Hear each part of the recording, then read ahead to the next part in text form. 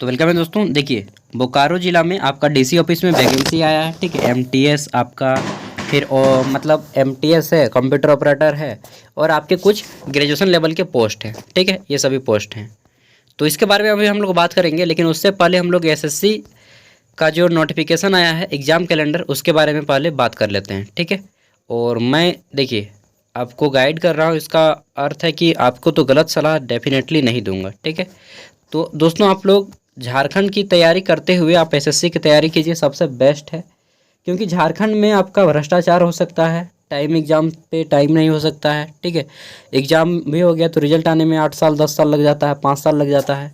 लेकिन central government की तैयारी में ऐसा नहीं होता है। ठीक है, इसलिए सेंट्रल गवर्नमेंट एसएससी की प्रिपरेशन कीजिए। आपका स्टेट गवर्नमेंट मिल गया है तो ठीक, नहीं तो सेंट्रल गवर्नमेंट तो इसी पे फोकस करना है। ठीक है, तो देखिए आपका ग्रेड सी स्टेनोग्राफर, इसके बारे में बात नहीं करेंगे क्योंकि बहुत कम लोग होते हैं स्टेनोग्राफर का जो कोर्स करते हैं। ठीक है, इनका देखिए टायर 1 डेट ऑफ एडवर्टाइजमेंट कब आएगा, क्लोजिंग डेट, ठीक है, मंथ ऑफ एग्ज़ाम। तो देखिए इनका जनवरी में एडवर्टाइजमेंट आ जाएगा। ठीक है, फिर है आपका यहाँ पे जो JSA जूनियर असिस्टेंट सेक्रेटरी जो रहेगा आपका, फिर LDC वगैरह ग्रेड, तो इसमें आपका डिपार्टमेंटल रहेगा ना, तो इसका बारे में भी बात नहीं करेंगे क्योंकि यह डिपार्टमेंटल है। तो फिर भी जनवरी में इसका आ जाएगा। फिर हम लोग बात कर लेते हैं तो UDC जो आएगा आपका अपर division clerk SSA grade limit department, तो इसमें आपका जनवरी में ही ये भी एडवर्टाइजमेंट आपको दे देगा। ठीक है, मेन हम लोग का होता है MTS CHSL और आपका ये वाला CGL ना, 3 चीज़ का टारगेट। फेज, तो फेज में तो केवल एक्सपीरियंस जो कैंडिडेट होते हैं वही लोग फॉर्म फिलअप कर पाते हैं, फिर भी फरवरी में आपका आ जाएगा। नेक्स्ट तो सब इंस्पेक्टर इन दिल्ली पुलिस, और इसका भी तैयारी काफ़ी लोग करते हैं, central armed police force examination 2024, इसका आपको फरवरी में देखने को मिलेगा। ठीक है, नोटिफिकेशन आ जाएगा इसका। नेक्स्ट हम लोग बात कर लेते हैं जूनियर इंजीनियर मैकेनिकल इलेक्ट्रिकल जितना भी है आपका। ठीक है, तो JEE का फॉर्म आ जाएगा आपको फरवरी में। नेक्स्ट है आपका यहाँ पे जो CHSL आएगा हायर, इसमें बहुत ज़्यादा आदमी अप्लाई करते हैं। ठीक है, combined higher secondary level examination, इसमें आपका अप्रैल को नोटिफिकेशन आएगा। ठीक है, अप्रैल को, और एग्ज़ाम आपका जून जुलाई में होता है हर साल। नेक्स्ट देख लेते हैं तो MTS की जो पोस्ट है यह कब आएगी, जो कि 10th लेवल की होती है। ठीक है, और हवलदार की यह आपका आएगा मई में। ठीक है, और वही एग्ज़ाम जुलाई अगस्त में होगा। नेक्स्ट वहीं पे हम लोग बात कर लेते हैं तो सबसे ज़्यादा पॉपुलर एग्ज़ाम आपका CGL कॉम्बाइंड ग्रेजुएट लेवल, इसका आएगा आपका जून में। ठीक है, और सितंबर अक्टूबर में एग्ज़ाम हो जाएगा। देखिए SSC जो है ना अपना इतना सारा एग्ज़ाम एक बार में अच्छे से कंडक्ट करवा लेती है, और JSSC एक ऐसा मतलब क्या बताएं पूरा घटिया बन गया है। कोई बात नहीं, चेंज होगा धीरे धीरे। Stenographer grade C and D का इसका आ जाएगा आपको जुलाई अगस्त में। ठीक है, 2024 में। फिर आपका यहाँ पे जूनियर हिंदी जो ट्रांसलेटर का फॉर्म होता है। ठीक है, और junior translator and senior Hindi translator, इसका आएगा आपका जुलाई में नोटिफिकेशन आ जाएगा। और अंतिम में है आपका यहाँ पे तो कैप जो आता है इसमें कांस्टेबल GD। ठीक है, in central armed force GD सबसे ज़्यादा झारखंड में, अगर कोई किसी एग्ज़ाम की तैयारी कर रहे हैं लड़के जो फोर्स लेवल में जाना चाहते हैं तो SSC GD है। ठीक है, SSC GD में जो भी लोग जाना चाहते हैं उनका आएगा अगस्त महीना में, और दिसंबर में एग्ज़ाम होगा आपका। ठीक है, तो ये हो गया पूरा का पूरा 25 दिसंबर में एग्ज़ाम होगा। पूरा का पूरा 25 तक इन्होंने नोटिफिकेशन दे दिया है। अब चलिए हम लोग वैकेंसी के बारे में बात कर लेते हैं, जो कि झारखंड की एक डिस्ट्रिक्ट से वैकेंसी आई है। देखिए झारखंड में आपको वैकेंसीज बहुत कम देखने को मिलेगा। देखिए पहला तो हमारा राज्य अच्छा से बना नहीं है। ठीक है, मतलब बना है लेकिन गवर्नमेंट अच्छा नहीं, जिसके कारण हमारा यहाँ पर डेवलपमेंट अच्छा से नहीं हो पाया है। तो वैकेंसीज जो भी आती हैं या तो ऑफलाइन आती हैं या फिर बहुत कम लेवल पे आती हैं। ठीक है, कोई अच्छा से एज वगैरह भी फिक्स नहीं कर पाता है, अच्छा से सैलरी वगैरह नहीं दे पाती है, अनुबंध कॉन्ट्रैक्ट पे रखती है। तो देखिए ये जो वैकेंसी है आपका यह निकला है बोकारो में मिशन वात्सल्य सेवाओं के द्वारा। ठीक है, मिशन वात्सल्य के थ्रू, और इसमें कॉन्ट्रैक्ट पे आपको रखा जाएगा। देखिए तो बोकारो जिला में बाल संरक्षण सेवाएं के अंतर्गत अनुबंध के आधार पर नियुक्ति दी जाएगी। तो देखिए सबसे पहले हम लोग देख लेते हैं कौन कौन सी पोस्ट है। ठीक है, तो यहाँ पे टोटल आपके 8 गो पोस्ट है। पहला है किशोर न्याय बोर्ड में आपका जो है जेजीबी में एगो पोस्ट है, सहायक सह डाटा एंट्री ऑपरेटर की एगो पोस्ट जनरल कोटा से, यानी कि कोई भी आदमी भर पाएगा। ठीक है, और यहाँ पे फिर है जिला बाल संरक्षण इकाई, इसमें आपके 7 गो पोस्ट है टोटल। ठीक है, पहला है आउटरीच कार्यकर्ता, इसके 2 गो है। आउटरीच कार्यकर्ता मतलब एमटीएस समझ लीजिएगा। ठीक है, एगो जनरल कोटा से और एगो है आपका BC1 से, हाँ पिछड़ा वर्ग, अत्यंत पिछड़ा वर्ग। ठीक है, अत्यंत पिछड़ा वर्ग मतलब BC1 नॉन क्रिमिलियर। नेक्स्ट आपका सहायक सह डाटा एंट्री ऑपरेटर में एगो पोस्ट है और ये जनरल कोटा से है। ठीक है, फिर आंकड़ा विश्लेषक में आपका डाटा एनालाइजर में एगो पोस्ट है जनरल कोटा से। अकाउंटेंट की बात करें तो यहाँ पे एगो पोस्ट है। ठीक है, जनरल कोटा से। सामाजिक कार्यकर्ता सोशल वर्कर में आपके 2 गो पोस्ट है, एगो जनरल कोटा से, एगो पिछड़ा वर्ग अत्यंत पिछड़ा वर्ग यानी कि OBC नॉन क्रिमिलियर। परामर्शदाता यानी कि काउंसलर की एगो पोस्ट है जनरल कोटा से। फिर आपका जो ऑफिसर ग्रेड का रहेगा, ठीक है, संरक्षण पदाधिकारी गैर संस्थागत देखरेख, यहाँ पे एगो पोस्ट रहेगा।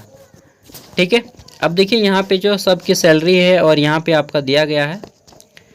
देखिए तो पहला जो पोस्ट है इसमें आपको सैलरी 27,000 रुपये दिया जाएगा। एज लिमिट 30 से 45 साल। अरे यार इतना एज लिमिट रखिएगा तो कौन फॉर्म भर पाएगा जी।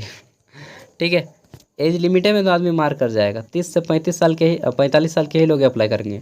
18 से 45 साल कीजिए वो कीजिए, लेकिन आप युवाओं को तो मौका नहीं दे रहे हैं भाई इसमें ना। देखिए यहाँ पे बोल गया है कि पीजी होना चाहिए और आपके पास पीजी में ये सारे सब्जेक्ट होने चाहिए, इनमें से कोई एक। ठीक है, social work, sociology, child development, ये सभी हैं, आप लोग पढ़ लीजिएगा। अगर आपने में से कोई पीजी किया है और आपके पास पीजी किए हैं तो कोई एक्सपीरियंस नहीं लगेगा, लेकिन पीजी नहीं किए हैं तो आपको फिर एक्सपीरियंस यहाँ पे लग जाएगा। ठीक है, आगे देख लेते हैं। तो परामर्शदाता की पोस्ट है, परामर्शदाता पोस्ट कोड ये है आपका। ठीक है, और 30 से 45 साल वालों को लिया जाएगा। इसमें भी 1 मिनट में सब के देख लेता हूँ यार, सब में 30 से 45 साल एज लिमिट कर दिया है, सब में 30 से 45 साल है दोस्तों। तो आप लोग के लिए नहीं है यार, जो ज़्यादा एज के हैं। ठीक है, अगर आपके गांव घर में कोई होगा ज़्यादा एज के जो कि थोड़े पढ़े लिखे होंगे, 10th 12th या ग्रेजुएट है, ठीक है, उनको बता दीजिए। वो फॉर्म को भरेंगे तो हो सकता है हो जाए। ठीक है, तो देखिए किशोर न्याय बोर्ड में जो है ये 11,900 यानी कि 12,000 रुपये सैलरी है। और यहाँ पे बोल दिया गया कि 12th पास आप होने चाहिए, कंप्यूटर आपको आना चाहिए। फिर यहाँ पे जो है MTS, इसमें भी 12th पास होने चाहिए, 10,500 रुपये सैलरी मिलेगा। आगे देख लेते हैं। तो फिर कंप्यूटर ऑपरेटर की यहाँ पे 13,200 रुपये दिया जाएगा, 12th पास होने चाहिए और कंप्यूटर चलाना तो आना ही चाहिए। ठीक है, MTS वाला में जो आउटरीच कार्य करता है उसमें कंप्यूटर चलाना नहीं भी जानते हैं फिर भी आप भर सकते हैं। आंकड़ा विश्लेषक की बात करें तो यहाँ पे आपको ग्रेजुएशन होना चाहिए, स्टैटिक्स, मैथमेटिक्स, इकोनॉमिक्स, कंप्यूटर। ठीक है, इनमें से कोई एक, और आपको कंप्यूटर चलाना आना चाहिए। फिर अकाउंटेंट की बात करें तो आप ग्रेजुएट होने चाहिए कॉमर्स से या फिर मैथमेटिक्स से। ठीक है, और आपके पास 1 साल का एक्सपीरियंस सर्टिफिकेट होना चाहिए। ठीक है, आगे देख लेते हैं। तो फिर सोशल वर्कर की बात करें तो यहाँ पे आपको सैलरी जो है 18,000 है, इस लेखपाल में भी 18,000 है।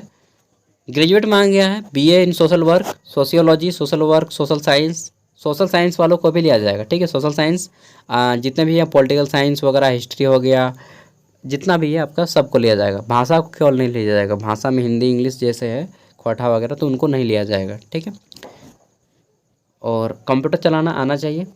परामर्शदाता की बात करें तो यहाँ पे आपको बोला गया है कि आप ग्रेजुएट होने चाहिए सोशल वर्क से या सोशियोलॉजी से या फिर साइकोलॉजी से या फिर पब्लिक हेल्थ या फिर काउंसलिंग से। ठीक है, अगर आप नहीं हैं तो PG डिप्लोमा आप किए होने चाहिए, डिप्लोमा इन काउंसलिंग, एंड आपके पास 1 साल का सर्टिफिकेट होने चाहिए।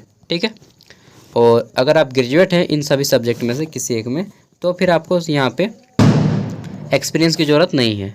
ठीक है, ये चीज़ हो गई। तो ये हो गया, और इसके लिए तो मैंने बता ही दिया पोस्ट ग्रेजुएट होना चाहिए। तो ये वैकेंसीज़ के अगर आप भरना चाहते हैं तो लास्ट डेट यहाँ पे देखिए लिख दिया गया है कि 28 तारीख लास्ट डेट है। कब है? 28 नवंबर 2023 इसका लास्ट डेट है फॉर्म को भरने का। ठीक है, और यहाँ पे 5 बजे तक आप फॉर्म को अप्लाई कर सकते हैं। ऑफलाइन है दोस्तों। ठीक है, तो आपको ऑफलाइन स्पीड पोस्ट करना होगा। देखिए ये जिला स्तर पदों के लिए प्रमाण भेजने पर जा सकता है। तो देखिए आपको ये भेजना होगा, एड्रेस यहाँ पे दे दिया है, समाज कल्याण शाखा, कमरा नंबर 7, ठीक है, पिन कोड, और जिला समाहरणालय बोकारो कैंप 2। यदि कोई अभ्यर्थी एक से अधिक पद के लिए अप्लाई करना चाहते हैं तो आपको अलग अलग फॉर्म भर के दे सकते हैं, ठीक है। और यहाँ पे बोला गया है कि पदों में से आरक्षण वगैरह राज्य के नियम के अनुसार लागू होंगे, ठीक है। फिर देख लेते हैं, तो यहाँ पे आपका फॉर्मेट मैं दिखा दे लेता हूँ। स्थानीय प्रमाण पत्र व जाति प्रमाण पत्र, सभी डॉक्यूमेंट्स जेरॉक्स करके आपको दे देने हैं, ठीक है, यहाँ पे। और ये आपका फिर यहाँ पे साइन कर देना है जेरॉक्स के नीचे में सबको, ठीक है। हाँ, तो चलिए अब देख लेते हैं। आपको ये वाला आप प्रिंट करवा लीजिएगा, पेज नंबर ये 7, ठीक है, और पेज नंबर ये 8। प्रिंट करवा के आपको फॉर्म को फिलअप करना है और आपको अपना फ़ोटो यहाँ पे चिपका देना है, ठीक है। फ़ोटो चिपका दीजिएगा, पासपोर्ट साइज फ़ोटो साटने के बाद, सभी को भरने के बाद, ठीक है, क्या करना है, जितने भी डॉक्यूमेंट्स है सबको यहाँ पे पिन अप मार दीजिएगा और जितना भी डॉक्यूमेंट्स है उन सब के नीचे में साइन कर दीजिएगा, ठीक है। और बड़ा वाला लिफाफा लेके इसको भर के आपको सेंड कर देना है, ठीक है। बाकी मैं इसका PDF का लिंक आपको वीडियो का डिस्क्रिप्शन में दे रहा हूँ, वहाँ से इसको डाउनलोड कर लीजिएगा। Thank you. जय हिंद, जय भारत, जय झारखंड, जोहार।